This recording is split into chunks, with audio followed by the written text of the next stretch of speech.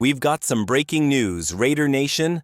The Las Vegas Raiders are looking to trade cornerback Jack Jones, and if they can't find a deal, he'll be released tomorrow. Let's dive into what this means for the Raiders moving forward, especially with the 6th overall pick in the upcoming draft. They might be eyeing a quarterback, but they'll definitely need to address this position one way or another.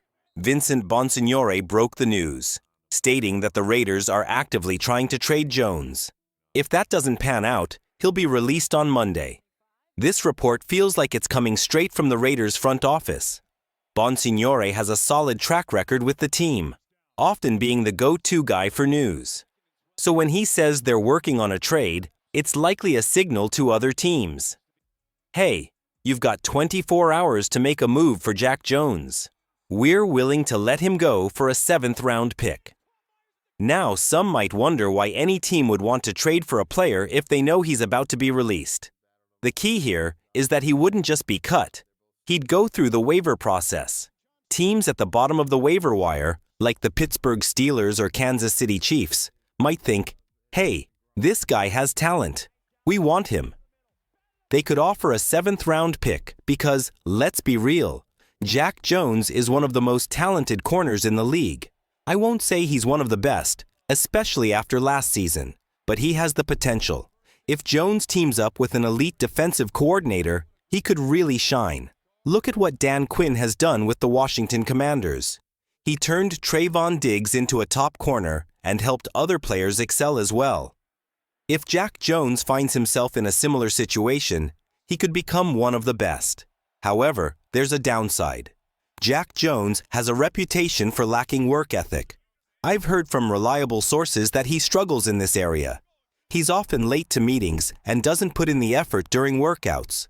Coaches have set up plans for the defensive backs, but he doesn't show up. Meanwhile, you've got guys like Max Crosby, who's in the building at 6 a.m., while Jones rolls in at 10 a.m.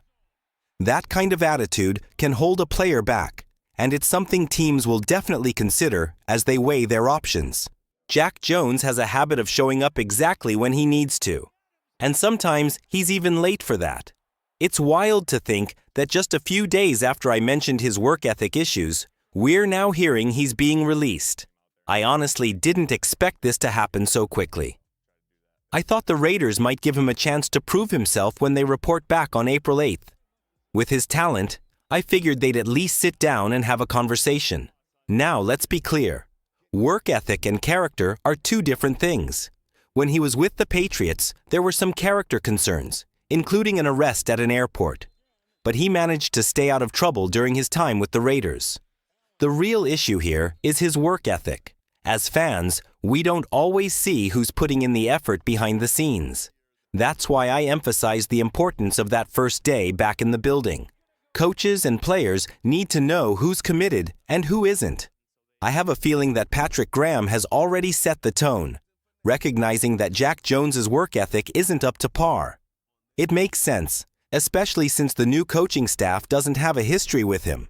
If the Raiders are planning to release Jones, I hope they can trade him for a 7th-round pick instead of letting him go through the waiver process. There's a chance some team might take a shot on him, given his talent. It's unfortunate because he has so much potential, but at the end of the day, the Raiders need to build the team they want. They've brought in Eric Stokes, who fits the mold of a Pete Carroll corner, tall, lengthy, and athletic.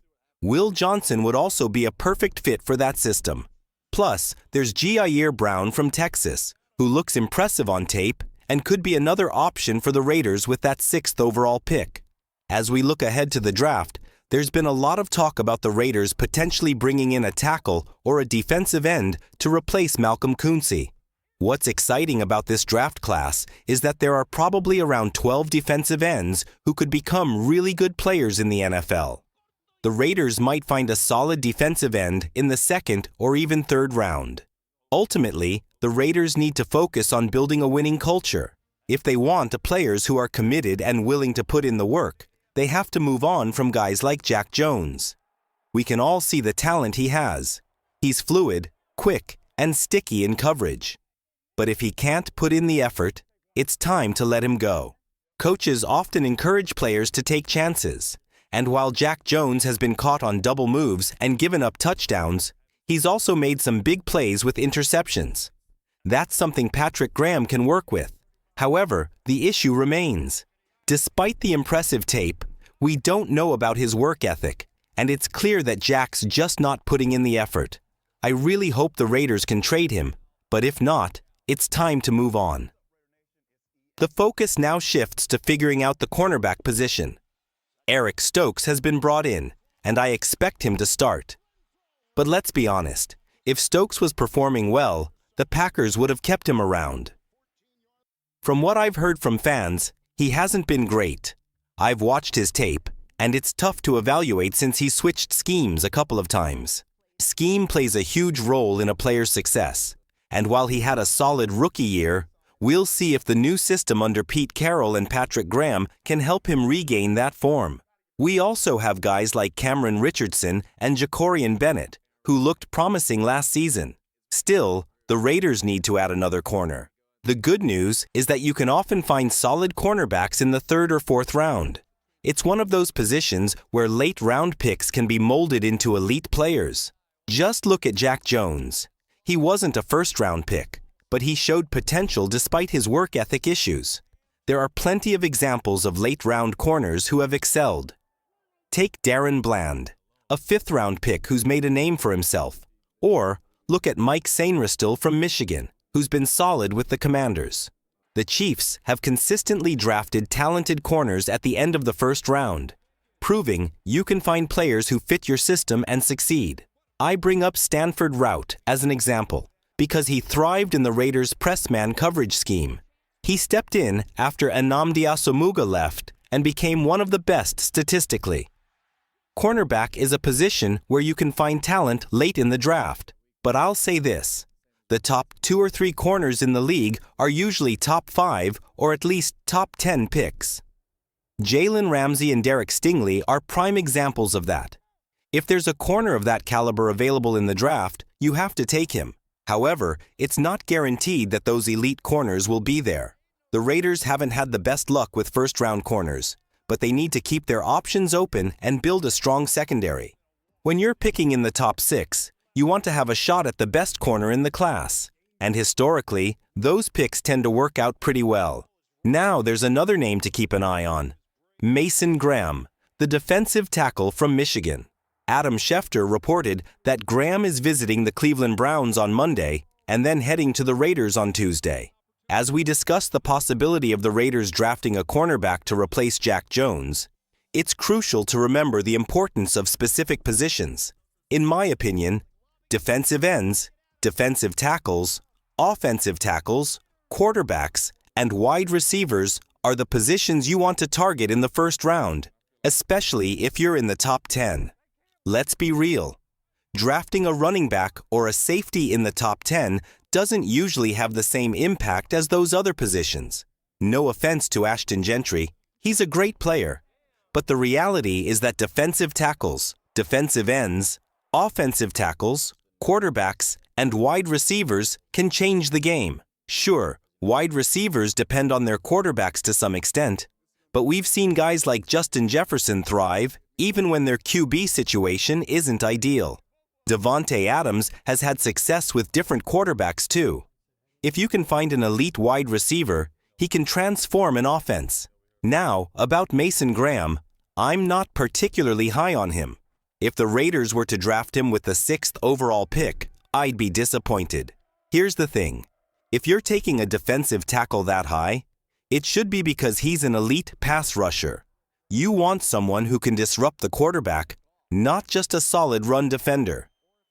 If you're going to pick a defensive end or tackle in the top 10, you want a player like Jalen Carter, someone who can get after the quarterback. Unfortunately, Mason Graham isn't that elite pass rusher.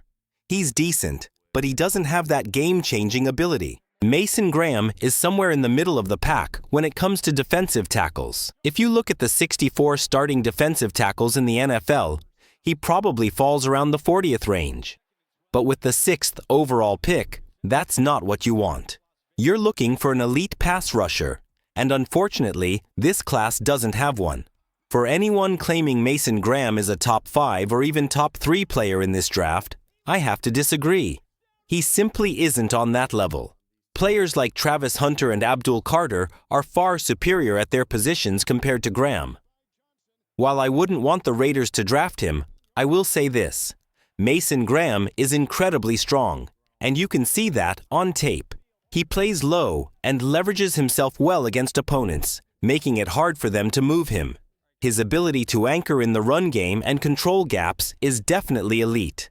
If you want to draft Mason Graham because he's an outstanding run defender, I can accept that. I wouldn't love it at 6, but I'd understand the reasoning. Just as long as you acknowledge that he's not an elite pass rusher.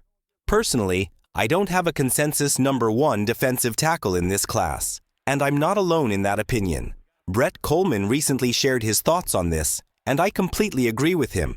He mentioned that Mason Graham ended up as his 4th-ranked defensive tackle. Coleman is a smart guy who knows his stuff. He watches the tape and has connections with NFL general managers and scouts, so his insights carry weight. He was also one of the first to say that Shedeur Sanders wouldn't be a first-round pick. And look where we are now. Many are realizing he probably won't go in the top 10. Coleman's early insights show he has a good understanding of the draft landscape, and I think he has some solid reasoning behind ranking Graham where he did. While I don't think there's a clear-cut number 1 defensive tackle in this class, I do see potential in Graham, especially in the run game. But if I'm drafting a defensive tackle, I want someone who can rush the passer. The Raiders are bringing Graham in for a visit, which indicates they're at least considering him for that 6th overall pick. It's also possible they want to remeasure his arm length, as that's become a hot topic lately. In the scouting world, there's been quite a bit of buzz about arm measurements being off, sometimes by nearly an inch. This discrepancy has been noted from the NFL Draft Combine to Pro Days, and even the All-Star games like the Senior Bowl and Shrine Bowl. Apparently, there were issues with how the measurements were taken, and the scout responsible for measuring arms might have made some mistakes. This has led to a lot of players having inaccurate arm length measurements. The Raiders might want to get updated numbers for Mason Graham because his arms are reportedly quite short. We saw a similar situation last year with John Newton, who fell to the 2nd round despite having elite tape. His arm length was a concern, but he ended up having a solid rookie year. Sometimes, tape matters more than arm length, but in Graham's case, I'm just not impressed with his pass rushing ability. His pass rush win rate is around 5%, which is pretty low for a college player. For comparison, Byron Murphy had a win rate of about 12% in his rookie year in the NFL, and he was around 19% in college. Jalen Carter, another top prospect, had a win rate of 23% in college. So 5% is a very low number, and it raises questions about his ability to rush the passer at the next level. If the Raiders were to draft Mason Graham, I'd be disappointed, but I'd understand the reasoning. He could be the opposite of what they currently have at the defensive tackle position. Adam Butler is an elite pass rusher, but struggles against the run, while Christian Wilkins is a solid run defender, but could be more impactful as a pass rusher. Graham could fit in the middle, helping to blow up gaps and disrupt plays, which he does show on tape. Regardless of what happens, it looks like the Raiders are moving on from Jack Jones, likely releasing him tomorrow. This decision really shakes things up for the team and puts them back in the cornerback market. It'll be interesting to see how they approach the draft. Let me know your thoughts. Don't forget to give a thumbs up, subscribe, and I'll catch you all next time with more updates.